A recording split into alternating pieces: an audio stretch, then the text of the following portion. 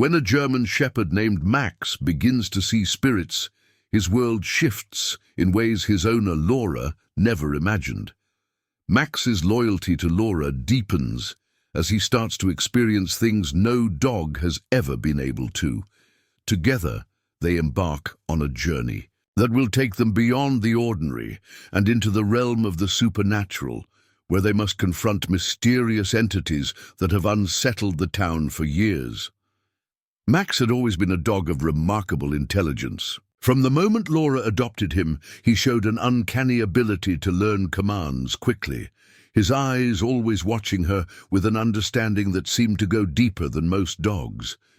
Yet, despite his remarkable intelligence, nothing could have prepared Max or Laura for the strange events that began to unfold. It started one evening in the dead of winter. Laura had returned to her small, cozy home after a long shift at the local library. She slipped off her boots, greeted Max with a tired smile, and walked to the kitchen to start dinner. Max, ever the loyal companion, followed her every step, his tail wagging lazily. The night seemed like any other, quiet with the soft hum of the refrigerator and the occasional creak of the old house settling. But then it happened. Laura heard it first, a soft, almost imperceptible whisper, so faint she thought it was just the wind. She paused, listening intently, but the whisper was gone. Max, however, stiffened beside her. His ears pricked up, and his eyes darted to the corner of the room. His body remained perfectly still, his fur slightly bristling, as if something was there, just out of her sight.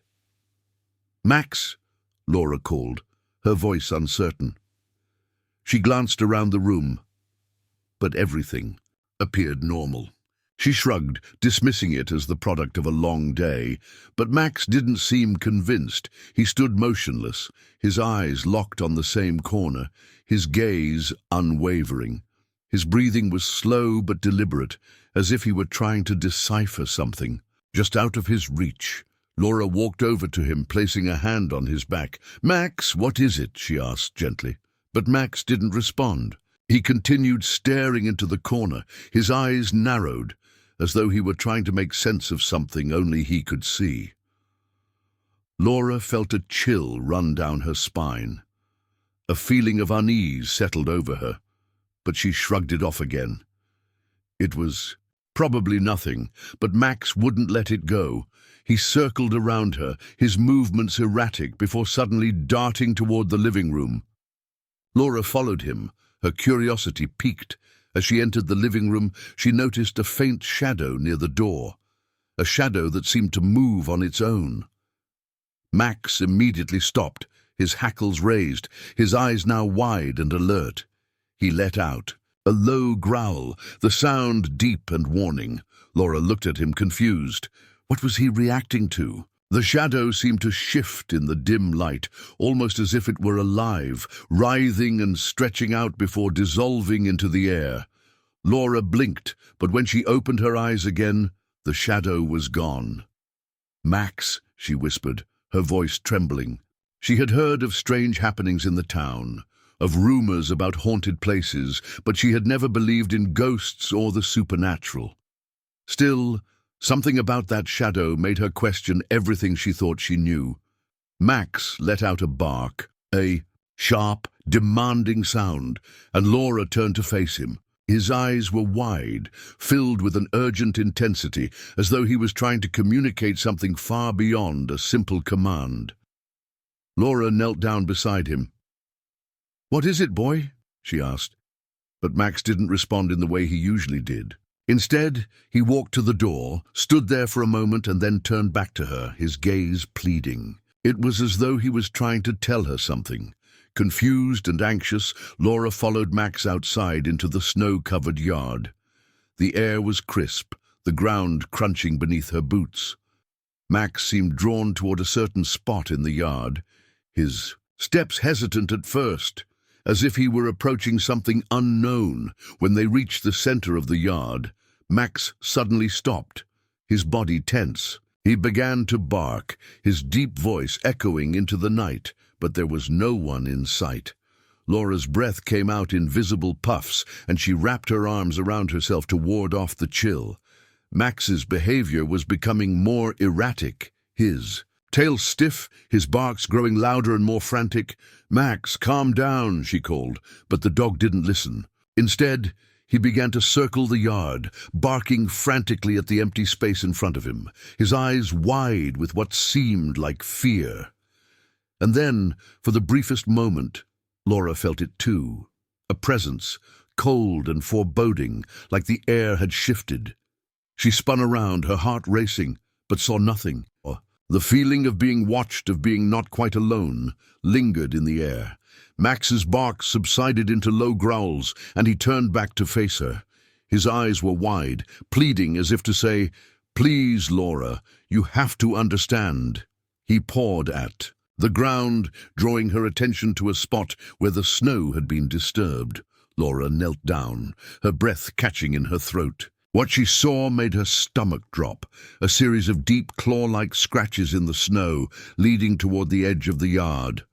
The marks were fresh, the snow around them still disturbed, but there were no animals in sight. Just the marks. Max was still watching her, his gaze intense. He was trying to show her something. "Max," Laura whispered, her voice shaky. "What are you trying to tell me?" It was then that she realized something. Max had changed. Something had awakened in him. He was no longer just a loyal companion. He was seeing things that Laura couldn't understand. The days that followed were filled with strange occurrences. Max began to act differently. His once joyful energy was replaced with an eerie vigilance. He would bark at walls, growl at empty spaces, and whine at nothing Laura could see.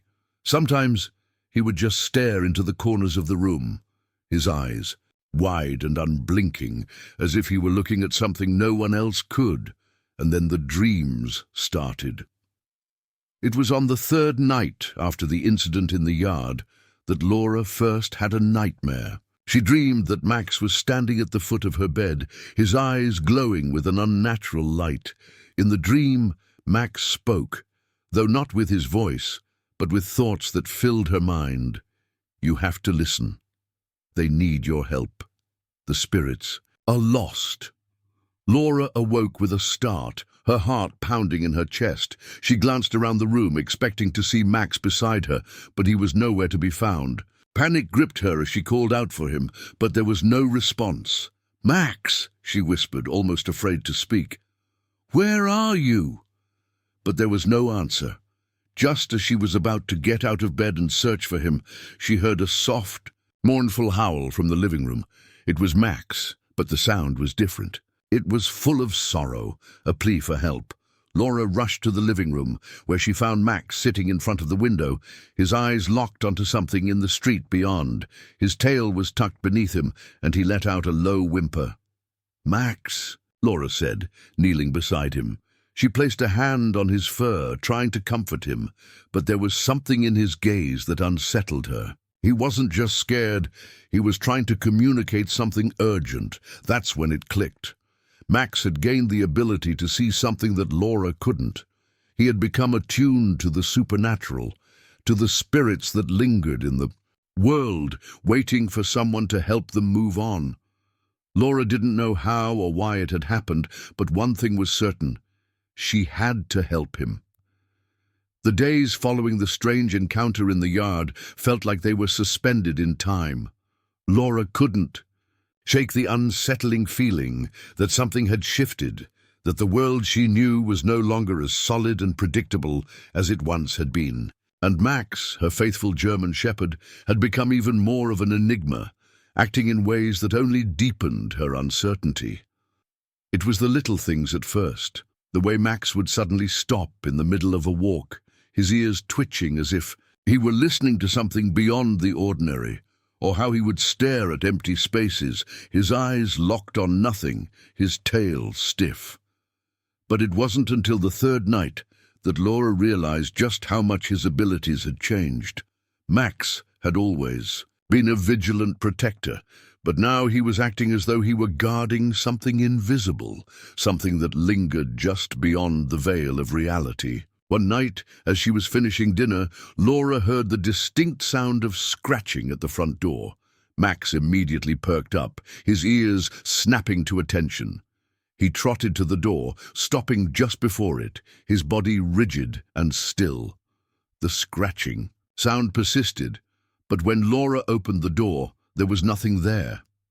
"Max," Laura whispered, but Max simply stared into the darkened yard, his gaze fixed on a spot near the tree line. She stepped out onto the porch, glancing around, but saw nothing that would explain the strange noise. The night was silent, save for the occasional rustling of leaves in the wind, but as she turned to go back inside, she noticed something unsettling, a faint, shimmering outline near the tree. It was brief, a flash of translucent light that faded. Before her eyes, Max barked once, sharp and commanding, his eyes never leaving the spot where the light had appeared. "What was that?" Laura muttered, her heart pounding in her chest. She was no stranger to the unknown, but this was something entirely different. Max's bark broke her out of her stupor, and she quickly stepped back into the house. Closing the door behind her, she turned to Max, who was now sitting in the middle of the living room, his gaze trained on her with a mix of urgency and sadness. It was then that she realized Max wasn't just seeing ghosts. He was seeing something that wanted to be seen but wasn't ready to leave, and it was up to her to understand what that was. The following morning, Laura woke to the sound of soft whimpering. She glanced over at the couch where Max was lying with his head resting on his paws, his eyes focused on the corner of the room. His usual playful demeanor had been replaced by an air of solemnity, as if something was weighing heavily on his mind. "Max," she said softly, moving to sit beside him. She placed a hand gently on his fur, her fingers stroking the familiar, warm coat. "What is it, boy?" Max didn't respond with his usual tail-wagging enthusiasm. Instead, he simply stared at her with those deep, soulful eyes. And for the first time since this whole ordeal began, Laura realized that Max wasn't the same dog she had known. He had changed, and so had she. She had to do something. Determined, Laura decided that she would try to understand what was happening to Max and how she could help. That evening, she sat down with her laptop and began researching the history of the town. She had lived there for years, but she realized she didn't know much about the town's past beyond the basics. Perhaps there was something in the history that could explain what was happening. As the hours passed, she found little more than the usual tidbits: old buildings, long-gone families, and forgotten stories. But then, deep in a local archive, she stumbled upon an entry that caught her attention. It was a mention of a tragic event that had occurred over 60 years ago, an unsolved death that had remained a mystery, hidden in the shadows of the town's history. The name of the person in question was Eleanor Hawthorne, a young woman who had lived in the house just down the street from Laura's. Eleanor had been the daughter of a wealthy family, known for their charm and beauty, but also for their mysterious disappearance. According to the reports, she had been found dead in her bedroom under strange circumstances. No one knew what happened to her, and her death had been written off as a suicide. But there was something in the tone of the article, something that made Laura pause. The mention of Eleanor's family, the house they had lived in, and the strange reports of sightings around the area all seemed too coincidental. Laura stared at the screen, her mind racing. Could this be the spirit Max had been sensing? Was Eleanor's ghost still lingering, unable to find peace? That night, Laura took Max on a walk around the neighborhood. As they passed the old Hawthorne house, Max immediately began to growl. His low, rumbling growls grew louder as they neared the property, and his pace quickened. Laura tried to pull him back, but he refused to budge. His eyes were fixed on the house, his tail rigid with tension. "What is it, Max?" she whispered, her breath fogging in the cold night air. Max's gaze shifted toward the windows of the house, and for a brief moment Laura could have sworn she saw a shadow move behind the curtains. It was then that she realized Max was reacting to something he could see, something she couldn't. "All right," Laura said softly, taking a deep breath. "We'll go inside." Max immediately stopped growling, his body relaxed, as if understanding what she had just promised. Together, they walked up the porch steps and stood in front of the door to the Hawthorne house. The house was dark and silent, as if it hadn't been touched in years. But there was something about it that felt wrong. A sense of coldness, of abandonment, lingered in the air. Laura reached for the doorbell but hesitated. There were no lights on inside, no signs of life. She had heard the rumors about the house, about the strange occurrences that people said had followed the Hawthorne family for years, but nothing could prepare her for the moment when the door. It creaked open on its own. "Max," Laura whispered, her voice trembling, but Max was already walking inside. He paused just inside the threshold, his eyes darting around, his body tense, and then the unmistakable sound of soft footsteps echoed. Down the hallway, slow and deliberate. Laura felt her breath catch in her throat. It was her first encounter with a ghost, one she couldn't explain, one that she had to face.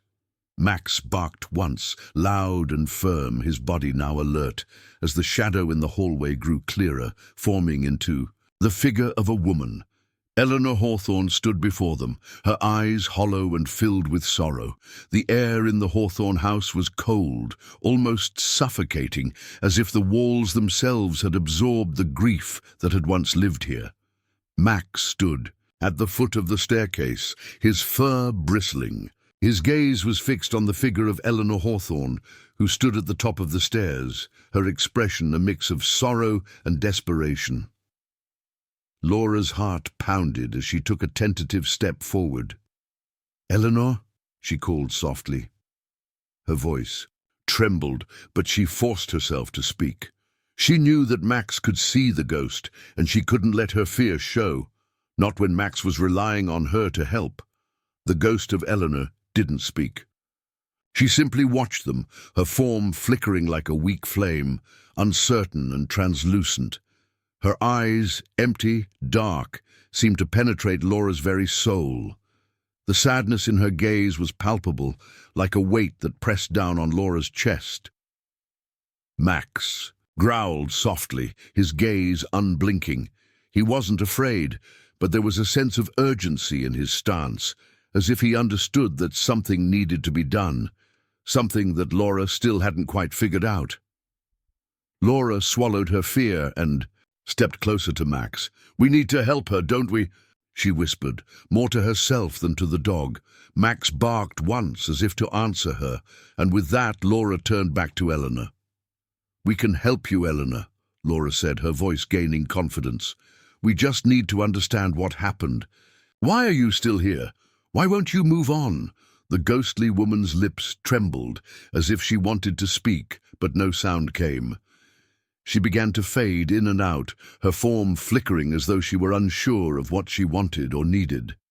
"Max," Laura said, her mind racing, Can you get her to show us what happened? Maybe you can guide her."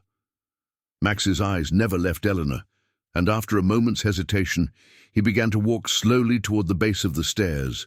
His tail was stiff, his body rigid. He looked back at Laura, his eyes conveying a strange sense of purpose. Slowly he padded toward the hallway, his gaze still locked on the fading spirit. Laura followed, her heart pounding. She had no idea what to expect, but something in her gut told her that they had to find the answers quickly. They couldn't let Eleanor suffer like this forever.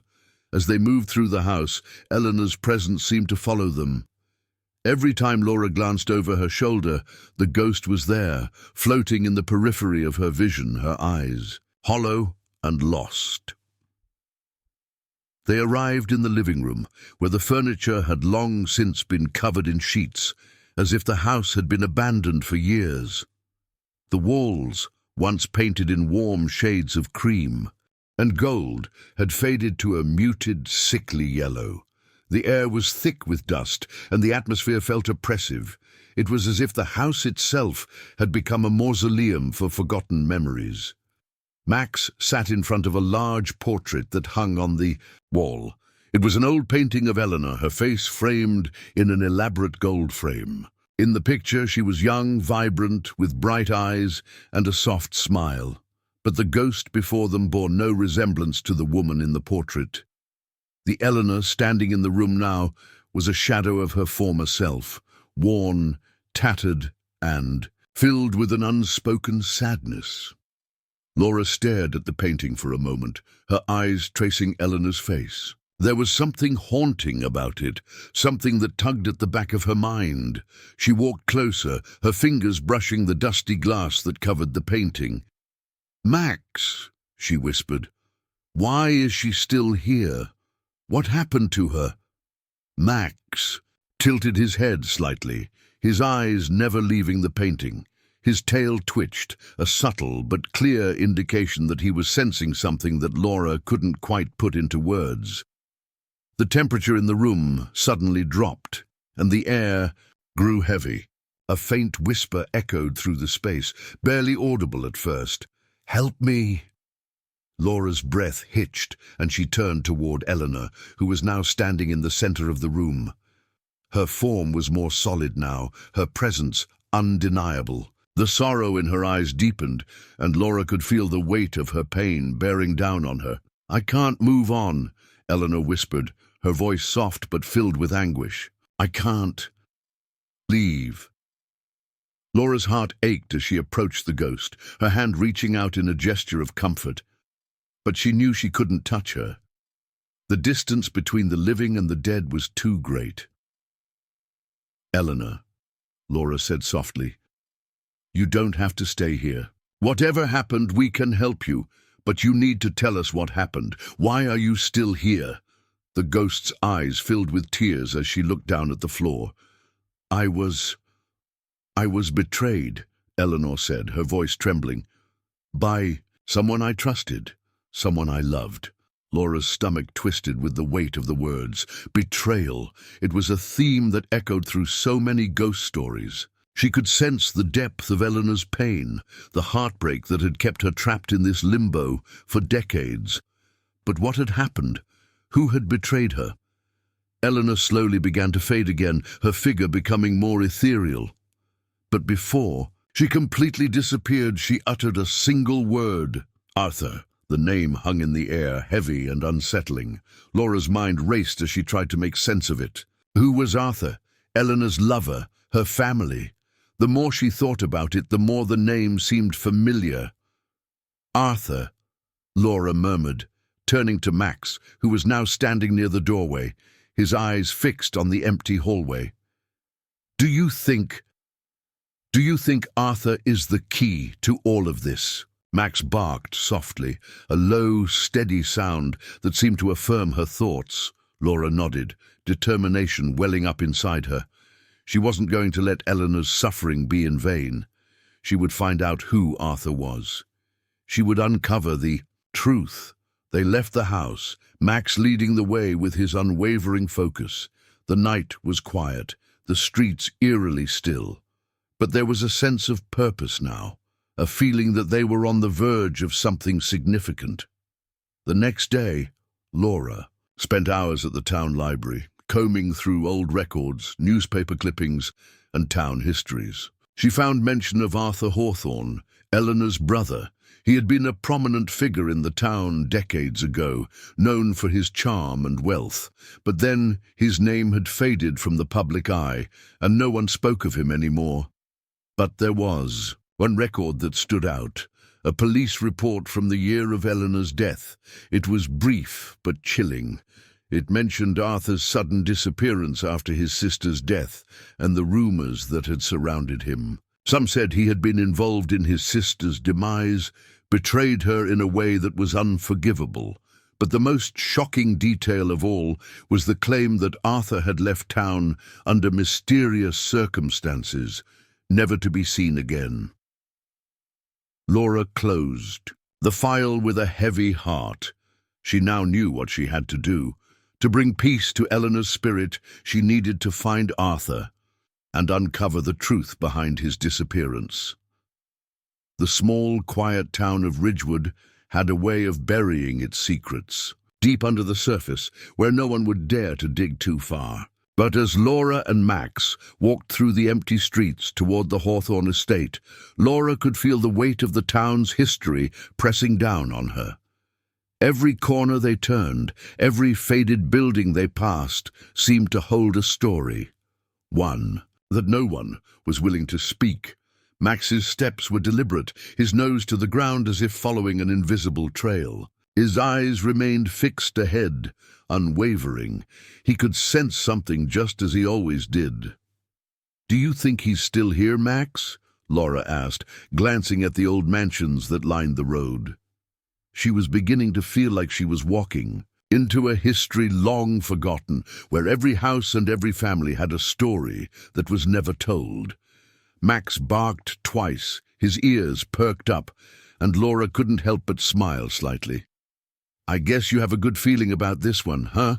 The Hawthorne estate loomed ahead, its tall iron gates rusted with age. The mansion behind the gate stood in eerie silence, a grand structure that had seen better days. Faded columns and cracked windows told the story of a place that had once been full of life, but now felt abandoned and forgotten. "I'm guessing this is where it all started," Laura said under her breath. She felt an inexplicable chill as they approached the gate. It was as if the house was watching them, waiting for them to enter. Max sat at the base of the gate, his eyes fixed on the mansion. His body was tense, alert. He had sensed something, just like he always did. Laura reached out to touch the gate, feeling its cool, rusted surface beneath her fingertips. She had no idea what they were about to uncover, but everything inside her told her they were getting closer to the truth. Eleanor's spirit had called for help, and now they had to finish what they'd started. Taking a deep breath, Laura unlocked the gate and pushed it open. The creak of the iron echoed in the still air, almost too loud for the quiet town. Max moved ahead, sniffing the ground, but keeping an eye on Laura. The closer they got to the house, the stronger the feeling in Laura's chest became. Something was wrong. There was an unsettling presence in the air, one that made the hairs on the back of her neck stand up. They made their way around the side of the estate, following a worn stone path that led to the back entrance. As they rounded the corner, Laura froze. A figure stood in the doorway. The man was tall, his face partially obscured by shadows. His clothes were old, worn, like something from another time. But it was his eyes that made Laura's heart skip a beat. They were cold, empty, and filled with a deep sorrow that seemed to stretch back decades. "Arthur Hawthorne?" Laura asked, her voice trembling slightly as she stepped forward. She wasn't sure what she had expected, but this man, this ghost, didn't look like someone who had been trapped in a house for years. He looked like someone who had been hiding. The figure didn't speak at first. He simply stared at Laura as if deciding whether or not to acknowledge her. His presence was overpowering, unnerving. Laura could feel her breath quicken, but she held her ground. "I'm Laura. I'm here. Because of your sister, Eleanor," she said, her voice firmer than she felt. "She's been trying to reach you. She needs your help." Arthur's eyes flickered with something that resembled recognition, but his face remained unreadable. Finally, after what seemed like an eternity, he spoke. "She shouldn't have come." Arthur's voice was rough, hoarse, like he hadn't spoken in years. His words seemed to hang in the air between them, heavy and bitter. "Eleanor. She was always too much for me to handle." Laura took a cautious step closer. "What happened, Arthur? Why did you leave her? Why did she die alone?" Arthur's expression hardened, and for a moment Laura saw a flash of something dark, something dangerous in his eyes. Then, just as quickly, the emotion vanished, replaced by a hollow emptiness. "I never meant for it to end like this," he muttered, almost to himself. I never meant for her to die." The silence stretched out, thick and uncomfortable. Max, who had been watching the exchange, stepped forward, his ears flat against his head. He let out a low growl, his stance protective. It was as if he knew something wasn't right, that Arthur wasn't telling them the whole truth. "Arthur," Laura said again, her voice soft but insistent. "We can help you, but you need to tell us the truth. What really happened to Eleanor? Why is she still here?" Arthur's eyes flickered to the side, and Laura could sense his inner struggle. His fingers tightened around the doorframe, as if he were holding himself back from saying something. Finally, he spoke again, his voice barely above a whisper. "Loved her, you know. I loved her more than anything," he said, his voice breaking. "But I was weak. I was scared." Laura's stomach churned as she listened. She had suspected something like this, but hearing it out loud made her blood run cold. "I couldn't protect her," Arthur continued, his voice tinged with guilt. "I thought I could escape it, escape everything, her illness, the danger. I thought if I just disappeared I could make it all go away. But it didn't work, nothing worked, and now she's here, stuck." Max barked sharply, his fur standing on end. The dog's hackles were raised, and he darted forward, brushing past Laura. The air seemed to shift, and in an instant, the entire mood of the room darkened. The temperature dropped, and the once solid figure of Arthur seemed to flicker, his form warping like a mirage.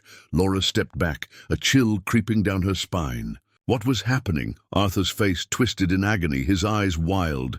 "She won't leave me alone. She won't stop haunting me," he yelled, his voice frantic. "I didn't mean for any of it to happen. I just wanted to escape." Suddenly, Arthur's form collapsed, his body dissolving into the air like smoke. Laura gasped, her heart racing. Max barked again, his teeth bared, as if trying to chase away the apparition. But it was too late. Arthur was gone. The room fell silent, save for the faintest echo of a woman's cry, Eleanor's cry, echoing in the distance. Max growled, his body tense as he turned back toward Laura. His eyes were filled with something close to pity, as if he understood just how deep the tragedy ran. Laura's knees buckled, and she collapsed into a chair nearby. The weight of what she had just witnessed settled heavily on her shoulders. She had known this case was dark, but she hadn't expected it to hit so close to the heart. What had happened between Arthur and Eleanor? Why had his disappearance, his betrayal, led to her death? And why was he still running from the truth? Even after all these years, the answers were still out there, and Laura knew she couldn't stop now. She had to find out what really happened, for both Eleanor and Arthur's sake. But with the truth came something more unsettling than she had ever imagined, and Max knew it. The wind howled through the trees as Laura and Max made their way back to the Hawthorne estate. The night had grown darker, and the oppressive sense of unease from earlier in the day clung to her like a second skin. Max, his coat glistening in the pale moonlight, walked beside her, his eyes scanning the shadows for any signs of danger. Despite the terror that had gripped them, Laura couldn't shake the feeling that they were finally nearing the end of their long journey. The pieces of the puzzle were falling into place. As they approached the back of the mansion, Laura paused, looking out at the overgrown garden that stretched into the distance. The house loomed behind them, a silent observer to everything that had happened. She had already seen the devastation that had occurred here, the unspoken secrets buried beneath the surface. But something still lingered in the air, like an echo of the past. Max's tail flicked as he paused, his nose twitching. Laura watched him closely, sensing that he knew something she didn't. She trusted him implicitly, and whatever it was that was coming next, she knew they had to face it together. "There's more to this story, isn't there, Max?" she murmured. "Eleanor and Arthur. It wasn't just about betrayal, was it?" Max didn't answer, of course, but the look in his eyes spoke volumes. The bond between them had grown deeper since the day they first met, and even without words, they understood each other completely. She turned and walked toward the small, overgrown graveyard at the far corner of the estate. The tombstones were weathered and cracked, their names almost illegible. Most of them had long been forgotten, just like the estate itself. But as Laura approached the farthest tombstone, she froze. There, in the center of the graveyard, stood a simple marble marker, Eleanor Hawthorne. A chill ran through Laura as she knelt down before the stone. The date of birth and death were etched into the surface, but there was something else that caught her attention. An inscription, faint but still readable. Eleanor, beloved sister and friend, may you find the peace you were denied. Max, what do you think? Laura asked quietly, her voice barely a whisper. She knew the answer before he even responded. Max's ears perked up, and he moved to sit beside her, his gaze never leaving. The gravestone. He seemed to sense something that had been hidden here for years. The words hung in the air, thick with meaning. Eleanor's final resting place had been marked with the hope that she could find peace.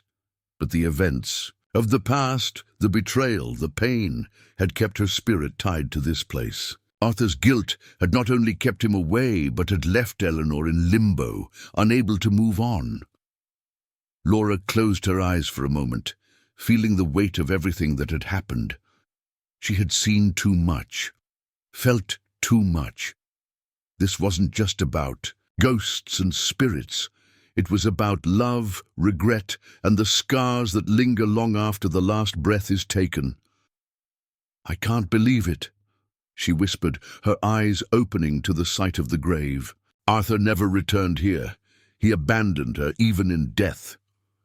Max whined softly, his eyes downcast. It was as if he knew the pain of abandonment all too well. His loyalty to her, to Eleanor, was unshakable. And yet, there was one more thing that needed to be done. Standing up, Laura felt a wave of resolve wash over her. "We need to help them both, Max. Eleanor deserves peace, and Arthur deserves forgiveness." Laura looked around, her eyes scanning the graveyard once more. The silence of the night was deafening, and the air felt thick with emotion. She felt the presence of both Arthur and Eleanor, one trapped by his guilt, the other by her sorrow. The ghosts were tied together, bound by love and regret, their fates forever intertwined. Max let out a low bark, and Laura nodded in agreement. They couldn't leave until this was finished. But how? What could they do for two souls so lost, so tangled in their own turmoil? Then it hit her. The answer was simple yet profound. Eleanor had died with the hope that her brother would come back, that he would make things right. Arthur had never found the courage to return, to confront his past.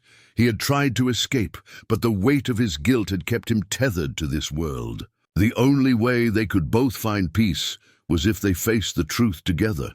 "Arthur, we know you're still here," Laura called out, her voice strong despite the fear that gripped her. "We've seen what you did, and we know your pain. But Eleanor, she needs you. She doesn't want to haunt you anymore. She wants to be free." For a moment, there was nothing but silence. Then, from the shadows of the trees, a figure appeared. Arthur's form materialized, his eyes haunted and filled with sorrow. But this time, there was no fear, no anger in his expression. Just a deep, overwhelming sadness. "I never meant to hurt her," he said, his voice trembling. "I was weak. I ran when she needed me most." Laura stood up and stepped toward him. "It's not too late. She's waiting for you to forgive yourself." Arthur's face crumpled with emotion. "I don't deserve her forgiveness. I didn't protect her. I left her alone." "But she never blamed you," Laura said gently. "She only wanted you to come back, to be there for her, to help her face what was coming." Max moved closer, his eyes locked on Arthur as if offering the only comfort he could. The ghost of Eleanor appeared behind Arthur, her form faint but unmistakable. She reached out to him, her expression filled with longing, her eyes softening. As she gazed at her brother, Arthur's eyes filled with tears. Eleanor, I'm so sorry. I should have been there. I never wanted to leave you." With that, a strange light seemed to fill the air, and Eleanor's form flickered with a soft glow. She reached out, and as their hands touched, the air around them seemed to soften. Arthur's face shifted from sorrow to relief, his entire body relaxing for the first time in years. "Thank you," he whispered, his voice filled with both sorrow and peace. "Thank you for bringing me back." Eleanor smiled softly, and for the first time since her death, there was no anger or pain in her expression, only love. Her figure began to fade, her presence growing weaker with each passing moment. "Goodbye, Arthur," she said, her voice gentle. "I forgive you. It's time for both of us to rest." With a final flicker, Eleanor's form disappeared, leaving the graveyard quiet and still. Arthur stood for a moment staring at the place where she had been. He seemed to breathe deeply, as if releasing the weight he had carried for so long. "I'm free," he murmured, his form slowly fading into the night. "Thank you." As the last of his presence disappeared, Laura felt a deep sense of peace settle over her. The air, once thick with tension, now felt lighter. The ghosts of the past had finally been laid to rest, and in their wake there was only silence. Max stood by her side, his tail wagging gently as he looked up at her as if to say, "It's done now." Laura knelt beside him and scratched behind his ears. "You were amazing, Max. We both were." They stood there for a while, the moon rising high in the sky, casting a peaceful light over the Hawthorne estate. The past had finally been confronted, and the ghosts had been freed. As they left the graveyard, the weight of the case lifted off Laura's shoulders. She knew that they had done something important, that they had helped two lost souls find peace. And with Max by her side, she knew that they would continue to uncover the mysteries of the past, one case at a time. But for now, they could finally rest.